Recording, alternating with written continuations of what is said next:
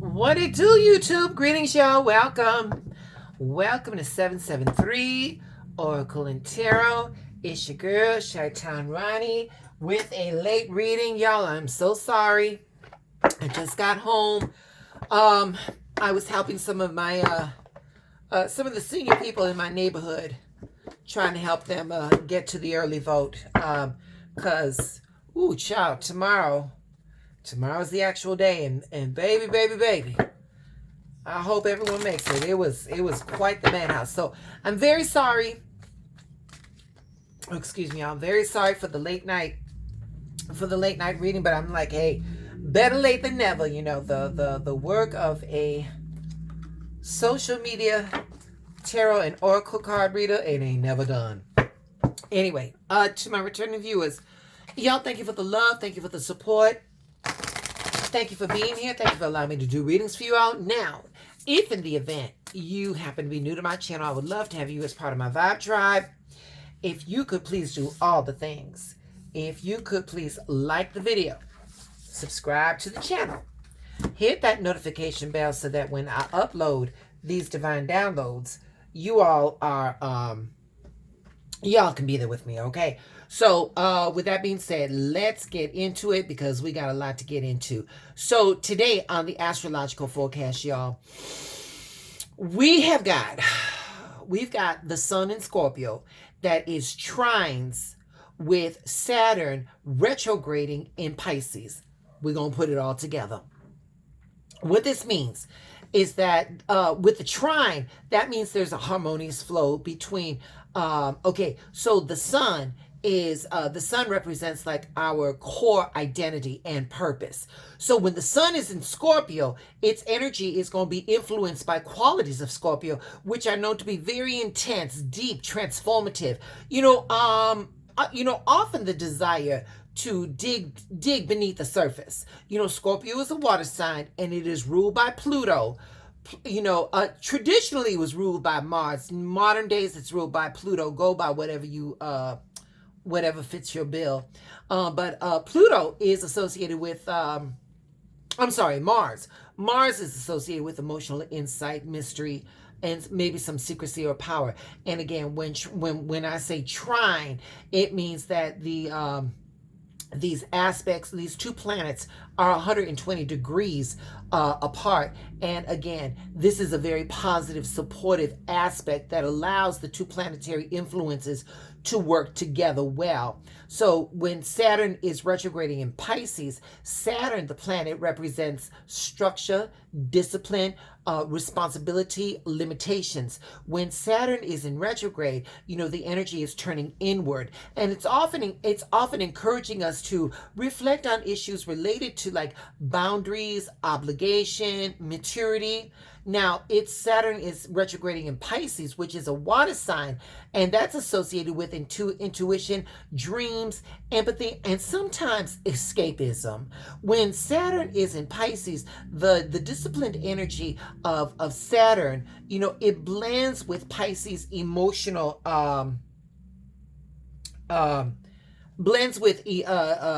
Pisces emotional boundaries and self-restraints in areas is typically harder to define. So when we want to put this all together, this is what we get. So this statement is meaning that the flow between one's core identity and the need for self-expression, that's the sun in Scorpio, and the reflective, introspective, and the boundary-focused energy of Saturn retrograding in Pisces. This trine may bring about a deep, it's going to be a deeper introspective period where themes of transformation, they may bring about like emotional or spiritual work that we need to work on, at this moment, and this could be a time for inner work or reflection on self-discipline, responsibility, and emotional boundaries. I know that was a lot, but that's what we got going on. Okay, y'all. To get our divine downloads, we're going to be using the Wisdom of the Oracle, and that's by the First Lady of Hay House herself, Miss Colette Baron Reed. And then the Energy Spirit Oracle by Miss Sandra Ann Taylor. She too is a Hay House creator. For the Wisdom of the Oracle, we've got card number 39. Wait a minute, trying to get that. Card number 39. 3 plus 9 is 12. When we add 1 plus 2, it's 3. The numerological aspects of the number 3 are acknowledgement, creativity, growth, development, abundance, and fertility. Definitely the power of 3 could mean a baby is on its way, but it is what it is. So we've got new life. We got new life. So this card, essentially, we're talking about like the birth of a new idea or growth or opportunities. We're about to breathe, fresh air, life renewing itself. This could be a renewal of the mind, renewal of the spirit, okay? And yeah, we're right now in a season. Right now, we're in a season of something new, okay? Now check this out. Card number 37. 3 plus 7 is 10. 10 is the numerological aspects of 10 is the ending of a cycle and the beginning of a new one. This one, it says creation. And this card says soul's expression and something new. So, this card, it's again, these two cards are talking to each other. They're mirroring each other. Because again, we're talking about creating new beginnings, from like either business plans to personal projects or family matters. Our divine essence, our soul, is looking for something. It's looking for us to create something new. We're out of a season of stagnation, and we're now coming into a season of creation. New life. This reading, these cards, let me put it to you this way, y'all. It's funny how these cards, let me see if I can get that. It's funny how these cards can help me bring a point across, because this is election night.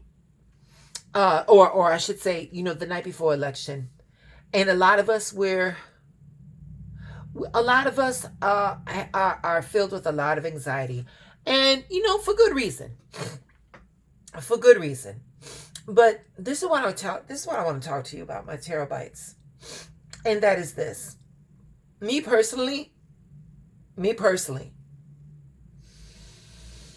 in either way this election goes, I know that for me personally, I do not have it in me to carry that emotional weight that I did 8 years ago.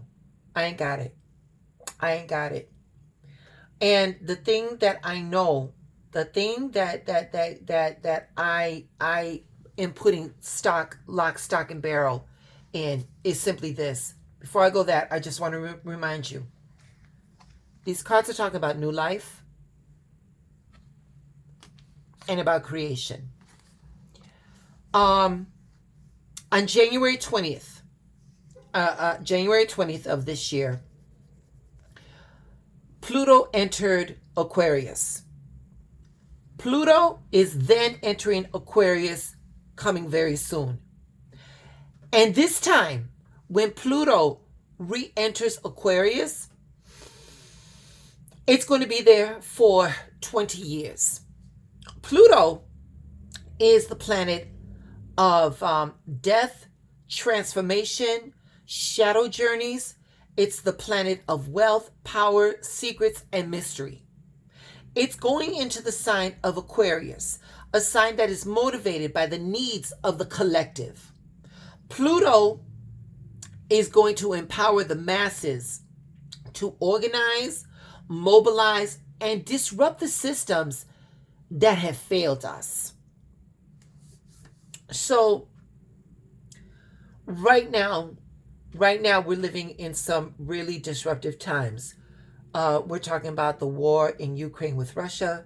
We're talking about the things that are happening in Gaza, even down to like something as simple as what's going down with Diddy and the CEO of Abercrombie Finch. These old systems that we used to buy stock in, we're seeing the destruction. We're seeing them tear this down. The last time Pluto was in Aquarius for 20 years, which when Pluto enters Aquarius this time, it's going to be there for 20 years. The last time we saw that, it was for the Revolutionary War. We're going to see the destruction of the things that no longer fail us, that no longer serve us, that have failed us.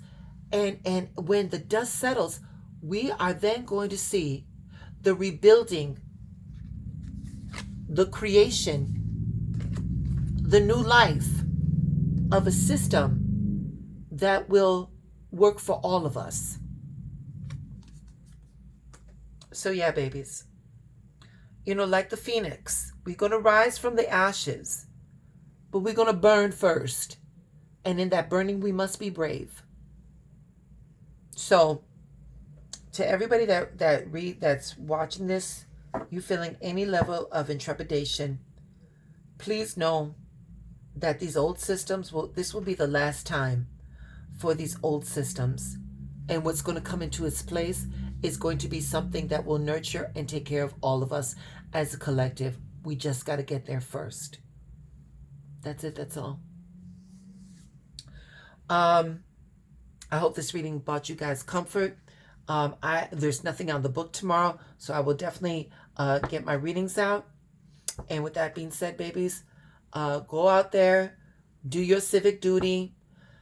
Honey, everybody that we're sharing this planet with, despite political ideology, those are our brothers and sisters, and we got to find a way to coexist. Okay? All right, babies. I'll be back tomorrow. You all stay blessed. And yeah, that's it. All right.